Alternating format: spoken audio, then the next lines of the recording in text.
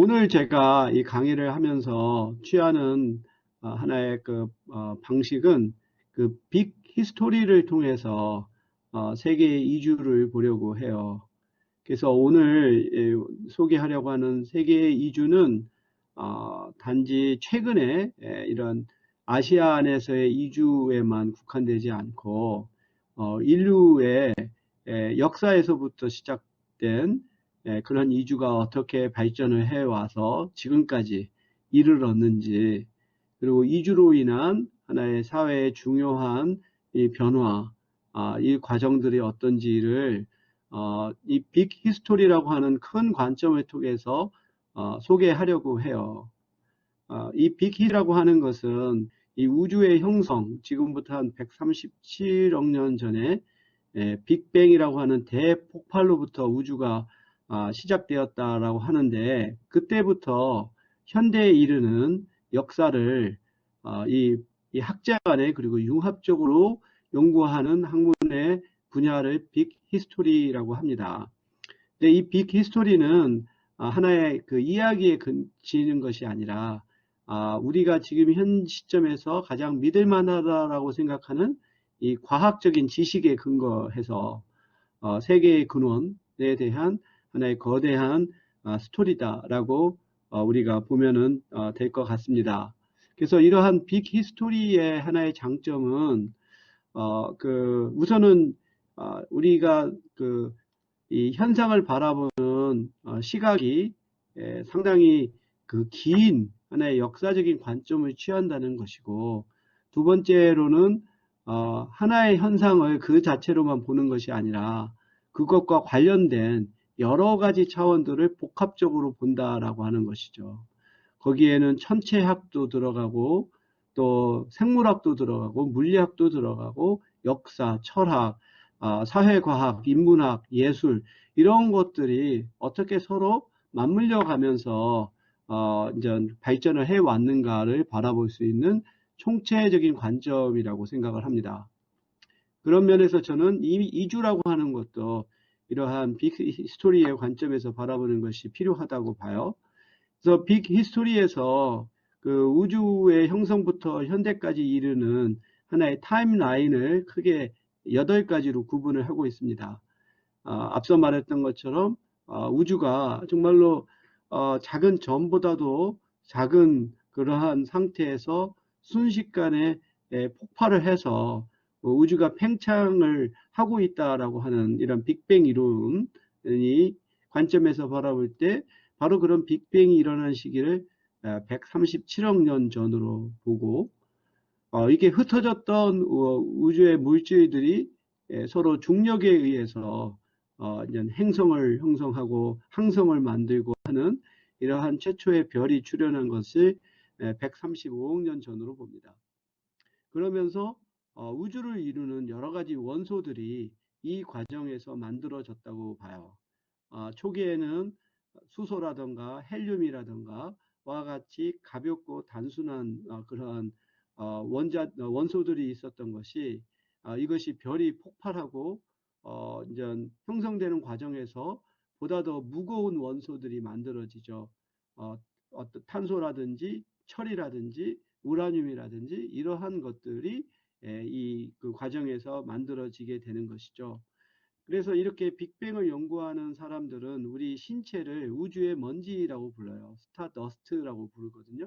그러니까 우리를 구성하는 많은 원소들, 탄소라든지 질소라든지 이런 것들이 결국은 바로 이 우주가 형성되는 과정에서 만들어진 원소가 우리를 구성하는 것으로 이렇게 보기도 하죠.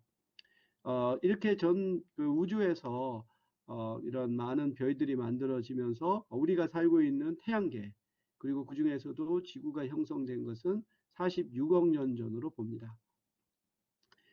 그래서 처음에 지구는 마치 불덩어리와 같이 부글부글 끓는 상황이었었고, 그 다음에 우주에 떠다니던 많은 그런 운석들이 지구로 쏟아지면서 이것은 정말로 마치 지옥불과 같은 그런 상태를 유지하던 것이 점차 그것이 식고, 그 다음에 육지가 형성이 되고 바다가 형성이 되고, 또 그 최초의 이런 바닷속에서 단세포 동물 아메바와 같은 박테리아와 같은 단세포 생명들이 출현을 하고 그것이 한 38억 년 전으로 추정을 하죠. 이러한 단세포들이 이런 우리의 어떤 그 현 지구에 있는 모든 생명체의 기원은 바다에서 출현한 것으로 알고 있죠. 그래서 바다에서 처음에는 굉장히 단순한 그러한 구조의 그 생물들이 생겨났지만 이것이 점차 진화하면서 훨씬 더 고등 생물들이 출현을 하게 되고 특히 캄브리아기 때는 이러한 그 생명들이 대폭발이 이루어지죠. 그래서 여러 가지 다양한 종들이 이제 지구의 바다에서 이제 출현했던 것이 그 중에서 이제 육지로 진출을 하고 그러면서 파충류, 포유류 등등의 다양한 종들이 지구에 번성하게 됐습니다. 이런 과정에서 지금 현생 인류라고 할 수 있는 호모 사피엔스 사피엔스가 20만 년 전에 출현한 것으로 보여지고 이러한 그 인류 가운데서 초기에는 지금의 아프리카 탄자니아 지역에서 최초의 이런 현생 인류의 기원이 시작되었다라고 보는데 이들이 아프리카 대륙을 떠나서 중동, 유럽, 아시아, 오세아니아, 아메리카로 이렇게 대이주를 시작한 것이 10만 년 전으로 보고 있습니다. 그리고 이 전 세계로 흩어졌던 이런 인류들이 초기에는 수렵 채취와 같은 단순한 경제 활동을 하던 것이 지금의 이란이나 이라크 지역과 같은 메소포타미아 지역에서 최초의 농경이 이루어지게 되죠. 그러면서 어느 한 곳에서 정착을 하게 되고 이 잉여 생산물이 생겨나면서 지배계급이 출현하고 그러면서 국가가 출현하는 식으로 현대 문명이 발전한 것이 지금으로부터 11,000년 전으로 봅니다. 그 이후로 계속해서 우리는 여러 산업, 이런 그 과학기술 또는 농업기술의 발전을 통해서 이제 그 17세기에 이르러서는 이제 산업혁명을 경험하고 그러한 산업사회가 근대 문명을 이루고 지금 현대사회로 이어졌다라고 볼 수 있죠. 그래서 이런 산업사회라고 하는 것은 지금으로부터 불과 200년 전이고 이것은 우주의 형성으로 본다면 지극히 아주 찰나의 순간이라고 볼 수가 있겠습니다. 그래서 우리 인류는 다른 동물에 비교해서 어떤 유리한 점은 그 언어를 구사할 수 있는 능력을 가졌다는 거죠. 그래서 언어를 사용할 수 있게 되면서 서로 간의 의사소통이 가능해지고 정보를 공유하고 그것을 글의 형태로서 다음 세대에 계승을 하게 되는 이것이 이제 우리가 좀 더 비록 신체적으로는 미약한 존재지만 이 지구를 지배하게 될 수 있는 큰 원동력이 바로 이러한 언어와 의사소통의 능력이라고 볼 수 있죠. 이러한 인류가 아프리카의 지역에서 생활하다가 기후변화를 통한 생태계의 위기를 경험하게 되면서 아프리카를 떠나 세계 여러 곳으로 흩어지게 됩니다. 그런 면에서 인류의 이주는 그 멸종에 대한 하나의 보험이었다라고도 볼 수 있어요. 만약에 인류가 한 곳에서만 계속 살았더라면 이 갑작스러운 기후변화나 생태계 변화에 적응하지 못하고 죽을 수도 있었을 텐데 세계 여러 곳에 흩어짐으로써 그러한 가운데서 살아남은 인류가 지금까지 이르렀다고 볼 수가 있죠. 앞서 말한 것처럼 우리 인류는 이 지역, 이 탄자니아 지구대라고 하는 곳에서 우리가 이브라고 하는 그러한 우리 현대 인류의 그러한 그 조상이 발견되었습니다. 그런데 우리가 이 이브가 현대 인류의 하나의 조상이라고 보는 것은 이 여성들 간에만 이렇게 계승이 되는 DNA 염기 서열의 변화를 통해서 우리가 역으로 추적을 해보면 바로 인류가 이 아프리카 탄자 지역에서 출현을 해서 세계의 여러 곳으로 흩어간 것을 우리가 알 수가 있어요.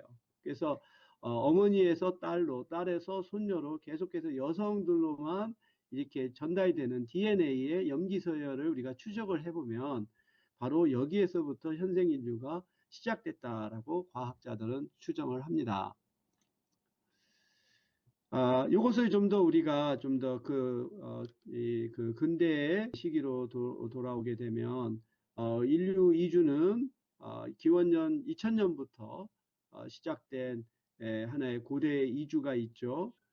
이 시기에는 그 우리가 알 수 있는 그 그리스 또는 로마로 이어지는 이 시기에 사람들의 이주가 있었다고 볼 수 있고, 그 다음에 이게 그 중세에 접어들어서 중세 시기에는 상대적으로 우리가 뭐 인류 문명의 암흑기라고 말을 하는 것처럼 그 이전에 활발했던 이주가 침체기에 들어서고 또 어떤 과학 기술이라든지 문화 예술이라든지 이런 부분들이 어떤 기독 그 신에 대한 절대적인 그 순종으로 인해서 억압이 되었던 시기라고 볼 수 있어요. 그래서 경제도 우리가 장원이라고 하는 상당히 고립된 그러한 경제 공동체 안에서 사람들이 태어나서 죽을 때까지 거기서 벗어나지 못하고 자기가 태어난 신분을 계속 유지해가는 그러한 중세 시기를 우리가 경험하게 됩니다. 이런 중세가 끝나면서 근대로 이어지는 과정, 어, 이때부터 본격적인 해양의 시대라고 볼 수 있죠. 포르투갈, 스페인을 시작으로 해서 이 해양으로 진출을 하고 그들이 식민지를 건설을 하고 그러한 식민지를 지배하는 이런 과정에서 축적된 자본이 산업혁명을 일으키는 그런 원동력이 되는 그러한 시기. 그러던 것이 이제 2차 세계대전까지 이르는 시기를 우리가 근대의 이주라고 볼 수 있습니다. 그리고 2차 세계대전이 끝나고 나서 그 서구 열강들의 식민지였던 국가들이 독립을 하게 되고 그 이후로 어떤 그 빠른 경제 발전 속에서 노동 이주자들이 세계 곳곳으로 확산되어 가는 그러한 우리가 이주의 그 현대적인 시기를 경험했다고 볼 수 있습니다. 그래서 이러한 이주가 본격화된 것은 15세기부터 우리가 대항해 시대라고 하는 그런 유럽의 전 지구적인 탐험으로부터 시작되었다고 볼 수가 있습니다. 이러한 서구의 대항해 시대를 열어간 것은 포르투갈입니다. 이 포르투갈은 지리적으로 이 유럽에 있어서의 이 서남단에 위치했던 나라고, 그리고 유럽에 있는 많은 나라들이 어떠한 정치 경제적으로 발전한 것에 비교해서 그 포르투갈은 상대적으로 뒤처져 있던 상황에서 그것을 타개하는 방식을 바로 이 바다로 향했다라고 하는 거죠. 그래서 이 당시에 포르투갈의 에니크 왕자가 이 사람은 둘째였기 때문에 왕이 될 수 없었어요. 그래서 대신 자기는 그 형을 도와서 이 포르투갈을 강력한 나라로 만들기 위해서 그 항해를 시작을 합니다. 그래서 리스본에 이러한 조선소도 만들고 선원들을 교육시키는 그러한 학교도 건립하면서 이러한 대항해 시대를 열게 되었죠. 그래서 이렇게 우리가 이 지도에서 볼 것 같으면 여기 이제 포르투갈에서 시작돼서 이 아프리카의 남단까지 이르는 항해로를 개척을 합니다. 그러다가 점차 경험이 쌓이고 기술이 발달하면서 이 인도로 향하는 이 항로를 개발을 하게 되죠. 나중에는 스페인이 같이 거기에 합류를 하면서 마젤란 같은 경우는 이 태평양을 횡단해서 다시 이제 스페인으로 돌아오는 이러한 이 대항로를 시작을 하게 되고, 그 다음에 콜럼버스 같은 경우는 원래 출신은 이 사람은 이탈리아 사람이죠.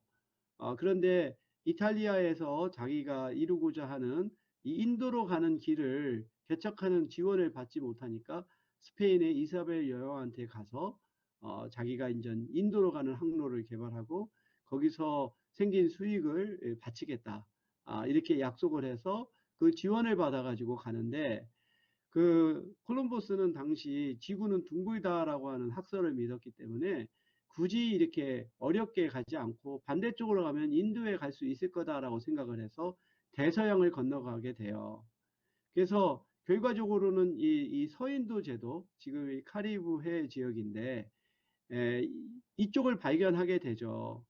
그래서 그 사람 콜럼버스는 죽었을 때까지 자기는 인도를 발견했다라고 생각을 합니다. 그래서 결국은 콜럼버스가 이 서인도에 도착하면서 결국은 이 북아메리카 또 라틴 아메리카가 이제 서구인들에게 발견이 되고, 그들이 결국은 이 라틴 아메리카는 식민지로 지배하고 또 북아메리카도 나중에는 영국과 프랑스에 의해서 이렇게 분할돼서 통치되는 그것을 경험을 하게 되죠. 그래서 이와 같이 서구에서 15세기부터 이 대항해를 열게 된 주된 동기는 인도에서 들어오는 향신료 때문이었어요. 그 서구에서는 그 어떤 그 고기를 저장할 수 있는 방법이 마땅치 않았고, 또 이걸 뭐 상온에서 오래 보관하다면 고기도 변질되고, 그래서 고기를 보관하고 또 고기의 맛을 높이기 위해서 뭐 후추라든지 와 같은 그런 향신료에 대한 수요가 높았는데, 과거에는 이 인도에서 들어오는 향신료가 이 대상들을 통해서 그 일종의 향신료 로드, 그 스파이스 로드라고 불려요. 실크 로드 못지않게 서구의 문명에서 중요했던 것이 그 스파이스 로드인데, 이 인도에서 이렇게 수입된 그 향신료들이 대상들에 의해서 중동을 거쳐서 지중해를 거쳐 가지고 유럽의 국가들로 이렇게 이렇게 전달되는 이러한 과정들을 경험을 하게 되었죠. 그러던 것이 이 오스만 투르크가 이 지역을 딱 지배하게 되면서 그 루트가 차단이 되는 거예요.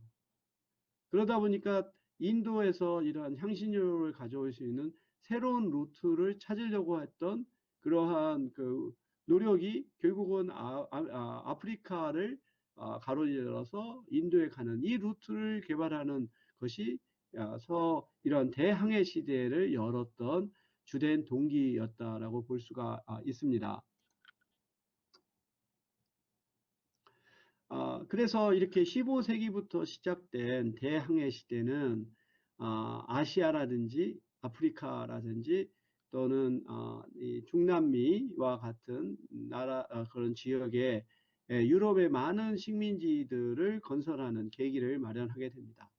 이것을 이제 식민주의라고 부르죠. 이 식민주의는 16세기부터 20세기까지 시작된 것으로 이런 그 서구에 의한 이러한 그 식민지 지배 국가들의 정치 경제적인 약탈이라고 볼 수 있죠. 그리고 이렇게 식민 지배를 하는 과정에서 축적된 자본이 나중에 산업혁명을 이룰 수 있는 자본으로 이제 활용을 하게 됩니다. 이 식민주의 시대에 있어서 한때 영국보다 앞서가지고 그리고 스페인과 경쟁을 해서 대제국을 이뤘던 나라 중에 하나가 네덜란드입니다. 네덜란드도 일찍이 이 대항해 시대를 열어갔던 나라고, 이 그 네덜란드에서는 이러한 그 대항해 시대를 열어가기 위해서는 이 그 굉장히 크고 안전한 배를 그 건조하는 것이 굉장히 중요해서요. 그리고 이러한 배가 이 망망대해를 가다 보면 해적들한테 습격을 받아서 이 재산들을 다 뺏기는 일이 빈번했고, 그래서 이 크고 안전하고 이 배를 지킬 수 있는 군인들이 필요했습니다. 그러기 위해서는 막대한 자본이 필요했어요. 이 당시에 그 이러한 그 항해 무역이라고 하는 것이 그 상당히 위험한 것이긴 했지만, 한번 성공적으로 항해를 하면 엄청난 그 떼돈을 벌 수 있는 그러한 수익성이 매우 높은, 그러니까 고위험 고배당의 무역이었어요. 근데 그런 것을 하기 위해서는 자본이 매우 필요했었고, 근데 네덜란드인들은 상당히 아주 스마트하게 새로운 제도를 만들어냅니다. 그게 바로 주식회사예요. 그래서 사람들의 그 돈들을 다 모아가지고 하나의 주식회사를 만들고, 그 주식회사가 이 배를 짓고 선원들을 고용하고 군인들을 이렇게 고용하는 그 사업을 시작을 한 거죠. 그런다가 이 네덜란드에 있는 많은 주식회사들이 서로 막 경쟁을 하다 보니까 그 일종의 제살 깎아먹기 경쟁을 하게 되고, 그것을 네덜란드 정부가 이제 통합을 한 것이 바로 동인도 회사입니다. 그래서 이 동인도 회사가 인도네시아, 말레이시아 이러한 곳들 또는 대만까지 이렇게 식민 지배를 하는 그러한 사업을 하게 되죠. 결국 이러한 네덜란드는 나중에 영국하고의 그런 패권 경쟁에서 밀려나서 좀 그 역사의 뒤안길로 흩어지게 되고, 네덜란드와 그리고 또 스페인과의 전쟁에서 승리한 영국이 해가 지지 않는 대영 제국을 건설을 하게 되죠. 이 식민지 시기에 있어서 그 굉장히 중요했던 것은 이 값싼 노동력이었습니다. 그래서 이 서구의 식민 지배자들은 그 신대륙에서 그 사탕수수와 같은 이 플랜테이션, 그리고 이 당시에 주된 주화는 은화였거든요. 은화 제작에 필요한 그 은을 이 남미의 그 국가들에서 은광을 개발을 해서 그것을 통해서 그 재화를 이제 만들어낸 것이죠. 그러면 이렇게 사탕수수 농장이라든지 광산 개발에는 엄청나게 많은 노동력이 필요한데, 당시에 그 아메리카 대륙에 있는 그 원주민들을 가지고서는 그런 노동력을 공급할 수가 없었어요. 이러한 상황에서 이 식민 지배자들이 했던 방법은 바로 노예 제도죠. 그 노예 무역을 통해서 이 신대륙에서의 노동력을 공급을 하게 됩니다. 기록에 따르면 1850년부터 아메리카 대륙으로 끌려간 노예의 수가 1500만 명에 달하는 것으로 알려지고 있어요. 그래서 원래 이전 향신료로 실었던 그 배를 노예선으로 급조를 하고, 노예들을 마치 상품처럼 아주 좁은 공간에 이렇게 넣어서 수송하는 이러한 노예 무역이 발전을 하게 되죠. 그러던 것이 19세기에 들어서 영국을 시점으로 해가지고 노예 무역이 금지가 됩니다. 이것은 인간으로서 할 짓이 못 된다라고 하는 그런 인식이 확산이 되면서 더 이상 노예를 이렇게 수입하고 노동력으로 쓰는 것이 중단이 되게 되면서 노예 대신에 노동력을 공급할 수 있는 새로운 방법을 찾게 된 것이 바로 이 계약 노동자 제도입니다. 그래서 이들은 계약상으로 바라보면 일정 기간 동안 노동을 하고 나중에 다시 돌아가는 그러한 조건으로 일을 하게 되었죠. 하지만 실질적으로는 거의 노예와 같은 그러한 상태에서 일을 했고, 또한 이들이 처음에는 짧은 기간 동안 해외에서 일해서 돈을 벌어가지고 다시 모국으로 돌아가겠다는 생각을 갖지만, 실질적으로 돈을 축적한 사람들이 없고 그 안에서 결국은 체류하게 되는 그러한 그 경험을 하게 되죠. 그래서 이러한 계약 노동자 제도를 통해서 아시아인들이 아프리카라든지 아시아의 다른 지역이나 또는 카리브해 하와이로까지 이주 노동을 하게 되죠. 중국인, 인도인, 일본인, 그리고 우리 한인들이 바로 플랜테이션 노동자로 이주를 하게 됩니다. 우리 한인들의 이주의 역사도 결국은 이러한 맥락에서 시작이 되었습니다.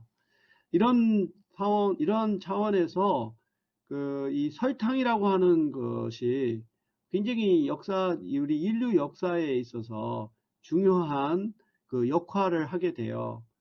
결국 사탕수수 농장은 설탕을 재배하기 위해서 만들어진 거죠. 결국은 설탕을 재배하는 사수수 농장을 운영하기 위해서 노동력이 필요했고, 노동력을 흑인 노예로 공급하게 된 처음 출발점은 결국 서구에서 설탕에 대한 폭발적인 수요가 있었기 때문에 시작되었어요. 원래 설탕은 지금의 인도의 북부 지역에서 사탕무에서 시작이 되었어요. 그래서 사탕무를 우리가 이제 잘라서 그걸 조리면 수증기는 날아가고 남아있는 설탕 성분만 남게 되는데, 이것이 아주 그 호가품으로 비싼 기호품으로서 왕족이나 귀족들만 사용을 했고, 한때는 이것이 마치 의약품으로도 쓰였던 그런 것이었어요. 근데 이것이 서구로 이것이 이제 무역을 통해서 전달이 되면서 유럽의 왕족 귀족들도 설탕 소비를 하게 되었고, 그리고 이것이 일반 대중으로까지 확산이 되었습니다. 그래서 설탕이라고 하는 것은 처음에는 굉장히 어떤 맛을 이제 높이는 그러한 하나의 물건으로서, 하나의 재료로서 쓰이던 것이, 나중에 이제 이것이 이제 노동자들이 확산이 되면서부터는 노동자들이 노동해서 순간적으로 에너지를 우리가 끌어올리는 그러한 재료로서 설탕이 쓰이게 됩니다. 그래서 사실 우리 신체 구조를 보면 우리가 어떤 에너지를 얻는 것은 우리 몸 안에 있는 포도당을 산화하는 과정에서 에너지가 생겨나는 거거든요. 그래서 우리가 빵을 먹더라도 이 탄수화물이 포도당 전환이 돼서 포도당을 우리가 산화할 때 에너지를 얻게 돼요. 그래서 이 당이라고 하는 것이 우리 인간에게서는 에너지를 얻는 하나의 근원적인 재료라고 볼 수가 있는데, 바로 이렇게 이 설탕이 이렇게 서구 사회에서 빠르게 수요가 증가한 것은 단지 어떠한 엘리트 계층에서의 소비에 그치는 것이 아니라 일반 대중들도 설탕을 아주 폭발적으로 소비하게 됐던 것이 출발점입니다. 그러다 보니까 이 설탕을 더 많이 생산하기 위해서는 더 넓은 지역에서 사탕수수를 길러야 되고, 그게 이제 농장으로 발전하게 되고, 그 농장에서 필요한 노동력을 필요하게 되니까 아프리카에서 흑인들이 끌려오게 되는. 그래서 마크 에런슨이 책에서 설탕 세계를 바꾸다와 마찬가지로 이러한 세계사에 있어서 설탕이라고 하는 것이 가졌던 굉장히 중요한 하나의 측면이 있다라고 볼 수 있습니다. 이렇게 식민지 착취를 통해서 축적된 부는 18세기와 19세기 유럽의 산업혁명의 토대가 돼요. 그러니까 식민지에서 들여온 원재료를 이 종주국에서 이렇게 의류와 같이 공산품으로 만들고, 이것을 다시 식민지에서 파는 이러한 방식을 통해서 이제 부를 축적을 하게 되죠. 이러한 산업혁명이 이제 도시에서 이 제조업을 중심으로 발전하게 되면서 농촌 경제가 황폐해지고, 농촌에서 더 이상 살기 어려워진 이런 농민들이 도시로 이동을 해서 이들이 도시에서 프롤레타리아 계급을 형성을 하게 되죠. 이러한 초기에 자본주의 사회에서는 이러한 여성이라든지 아동이라든지 이러한 노동력을 착취하고, 남성 노동자들은 기계에 의해서 대체가 되는 그러한 상황이 돼요. 그리고 짧은 기간에 많은 사람들이 도시에 밀집하게 되면서 거주 환경이라든지 위생이라든지 이런 문제가 아주 엄청나게 커지게 되죠. 이러한 상황에서 노동자 계층들이 신대륙으로 이주를 해서 새로운 삶을 추구를 하게 됩니다. 특히 지금 미국이나 캐나다나 또 남미 국가들이 형성되게 된 하나의 출발점이 바로 이렇게 18세기와 19세기 신대륙으로의 유럽인들의 이주에서 시작이 되었습니다. 그리고 우리가 이제 역사를 좀 더 간략하게만 살펴보자면 이렇게 그 19세기를 넘어서고 그다음에 20세기까지 이 서구의 경제가 자본주의 사회에서 빠르게 성장하다가 결국은 이것이 그 1930년대 경제 대공황을 경험을 하게 되고 이것의 그 여파로 제1차 세계대전이 일어나고 그 다음에 1차 세계대전이 끝나고 나서 패전국이었던 독일이 다시 또 무장을 하면서 2차 세계대전이 이루어지게 되는 이 시기를 우리가 경험을 하게 되죠. 그래서 우리가 그 시기를 일일이 다 커버는 할 수 없고 보다 현대적인 이주를 살펴보자면 2차 세계대전 이후로 아시아, 아프리카, 아메리카의 많은 식민지 국가들이 독립을 하게 되죠. 독립을 하게 되고 그 다음에 그 유럽에 있는 국가들이 전쟁의 그 폐해로부터 복구하는 이 과정에서 아주 빠른 속도의 성장이 이루어지게 돼요. 대표적으로 독일이 1, 2차 세계대전에서 다 패전 국가였지만 2차 세계대전 이후로 또 미국의 지원을 받고 서구의 경제체제에 참여하면서 우리가 그 라인강의 기적이라고 하는 고도 성장을 하게 되죠. 그렇게 되다 보면 노동력이 부족해지는 거예요. 이 자국의 경제 성장은 빠르게 일어나는데 그로 인해서 내국인들의 생활 수준은 향상이 되고 그러면은 힘들고 위험하고 낮은 임금의 노동은 하기를 꺼려 하게 되죠. 이 부족한 것을 결국은 아시아 또는 아프리카, 라틴 아메리카에서 이주를 받아들이면서 2차 세계대전 이후로 또다시 이제 대규모의 이주가 발생을 합니다. 이러한 것들이 이제 결국은 서구 사회가 2차 세계대전 이후로 새로운 종류의 안에 이민자들 그리고 난민을 받아들이게 되는 그러한 상황이었습니다.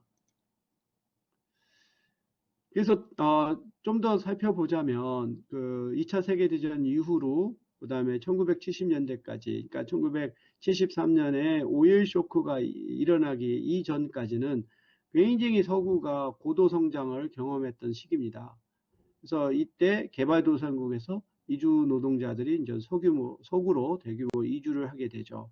우리가 1970년대 당시에 우리 한국의 이런 남성 노동자들은 독일의 광산 노동자로 여성들은 간호 인력으로 이렇게 그 노동 이주를 가게 되는데 그것도 바로 이러한 맥락에서 이루어진 것입니다. 그러던 것이 그 중동 국가들이 오페크를 결성을 하고 그러면서 석유 가격을 하루아침에 3배로 이것을 이제 그 상승을 시키면서 전 세계적으로 경제 불황이 나타나게 돼요. 그러면서 서구의 국가들은 경제 재구조화를 합니다. 그러면서 제조업은 그 임금이 싼 다른 아시아 그런 국가로 이주를 하고 자신들은 고부가 가치의 산업인 금융이라든지 또는 생산자 서비스업 이런 분야로만 집중을 하게 되죠. 그것이 결국 선진국에 있어서의 제조업의 침체와 노동계급의 약화를 가져오게 됩니다.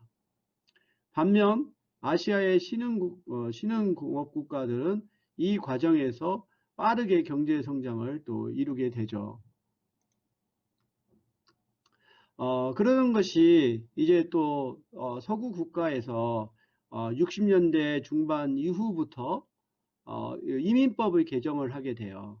그래서 이전까지만 하더라도 그 아시아나 아프리카나 중남미 국가 출신들의 이민자들을 차별했던 것이 이제는 평등하게 이러한 나라들도 받아들이게 되죠.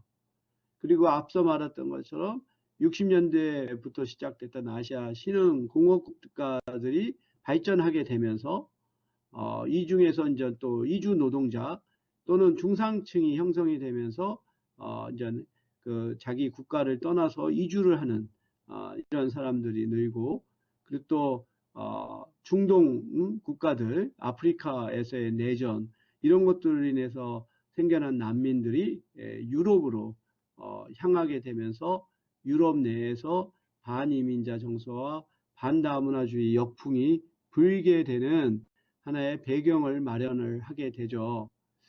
그래서 지금까지 우리가 굉장히 짧게 우리 현생 인류가 20만 년 전에 아프리카에서 처음 출현해서 10만 년 전부터 세계로 이주를 하게 되었고, 이것이 고대, 중세, 근대, 현대를 거치면서 계속해서 변화해 왔다라고 우리가 변화 왔다는 것을 알 수가 있어요. 이러한 관점에서 바라보면 이주라고 하는 것은 바로 인류의 역사라고 볼 수 있어요. 그러니까 우리의 인간이 이 지구에서 출현해서 지금까지 이르는 과정, 그리고 그 과정에서 우리 인류가 형성했던 많은 그런 문명이라고 하는 것도 결국은 이주의 하나의 성과다라고도 볼 수 있어요. 그만큼 우리가 이주라고 하는 걸 그냥 단지 사람들의 하나의 이동이라고만 생각할 게 아니고, 바로 우리 인류의 역사와 문명이 이주의 역사와 문명이다라고 하는 그런 관점을 갖는 게 저는 굉장히 중요하다고 봐요. 그래서 우리가 인문융합 세미나에서 이주라고 하는 파트를 넣고 그것을 연구하는 것은, 이주라고 하는 것이 단지 하나의 사람의 어떤 물리적인 이동에 그치는 것이 아니라 그로 인해서 발생하는 많은 그 영향들, 이 변화들을 우리가 중요시 여겨야 된다라는 거죠. 그러니까 이주라고 하는 것은 첫째, 그 기원국에도 영향을 미쳐요. 아까 우리가 그 아프리카에서 1500만 명에 달하는 노예들이 밖으로 유출되었다고 했잖아요. 그 당시에 그 아프리카 전체 인구로 바라볼 때 1500만 명이라고 하는 수라고 하는 것은 엄청난 수고, 이때 노예로 끌려갔던 사람들은 젊은 하나의 그 경제 활동을 할 수 있는 사람들이 대부분이었겠죠. 이렇게 노동력이 있는 인구가 아프리카에서 유출되었다라고 하는 것은 그 아프리카의 발전에 엄청난 부정적인 영향을 미칠 수밖에 없죠. 또 한편에서는 우리가 두뇌 유출이라고 하는 현상이 있죠. 어느 한 나라에서 과학기술자나 의사나 이런 사람들이 더 그 좋은 환경을 찾아서 해외로 이주하게 되는 이러한 두뇌 유출은 기원국의 경제 발전에 아주 심각한 영향을 미칠 수가 있어요. 또한 이것은 이런 이민자들을 받아들이는 그 수용국에도 엄청난 영향을 미치죠. 한편으로는 노동력을 제공한다라고 하는 플러스적인 측면도 있지만, 결국은 이민자들이 이제 들어오면서 그만큼 그 사회의 인종이나 민족이나 문화적인 다양성이 더욱더 커지게 되고, 이 과정에서 인종 간의 민족 간의 갈등이 또 발생할 수도 있는 이러한 또 영향을 미치게 되는 거죠. 그래서 바로 우리가 이주가 이러한 기원국과 수용국에 어떻게 영향을 미치는가를 살펴보는 것이 굉장히 중요하죠. 그래서 저는 이주라고 하는 것이 갖는 의미는 개인에게는 이것이 하나의 정착의 과정이고, 사회에게는 전환의 과정이다라고 저는 봐요. 그래서 한 개인이 자기가 살던 그 익숙한 곳을 떠나 새로운 곳에서 정착하는 과정 자체도 사실 쉬운 게 아니죠. 그래서 이주라고 하는 것은 결국은 새로운 곳에서 정착을 하는 것과 관련된 거라고 한다면 사회는 이로 인해서 새로운 하나의 전환을 맞이하게 됩니다. 그러니까 그 이전까지만 하더라도 인종적으로 민족적으로 동질적인 사회가 이주로 인해서 인종이나 민족이나 문화적으로 다양한 사회가 되었을 때 그 사회의 하나의 소속감이라든지 또는 연대감 같은 것들은 어떻게 만들 것인가 라고 하는 이러한 과제가 주어지게 되는 거죠. 그래서 일찍이 독일의 속담에서는 도시의 공기는 자유를 준다라고 하는 말이 있어요. 그래서 과거 중세시대 때 농촌에서만 살던 사람이 도시로 이주하게 되고 거기서 시티즌이라고 하는 지위를 부여받게 되면서 어떤 자유로운 개인이 되고 나서는 더 이상 과거로 돌아갈 수가 없는 거죠. 그래서 이주라고 하는 것은 결국은 새로운 환경에서 정착을 하고 새로운 문화를 경험을 하게 되고 이 과정에서 사물을 상대적인 관점에서 보게 만들고 그러한 차이들 가운데서 보편성을 추구하게 만들어서 결국은 이주민은 그렇지 않은 사람에 비교해서 보다 코스모폴리탄적인 사고를 갖게 만들기 쉽다고 할 수가 있겠어요. 그래서 모든 것이 그런 건 아니겠지만 우리가 자기가 살던 곳을 떠나 새로운 환경에서 좀 상당한 기간 동안 거주하게 되면 그것은 자기가 알고 있었던 지금까지 알고 있었던 문화에 대한 인식을 바꾸게 되고 그래서 서로 다른 문화를 나름대로의 가치를 갖는 그러한 문화로 볼 수 있게 하는 관점을 형성하게 한다라고 하는 거죠.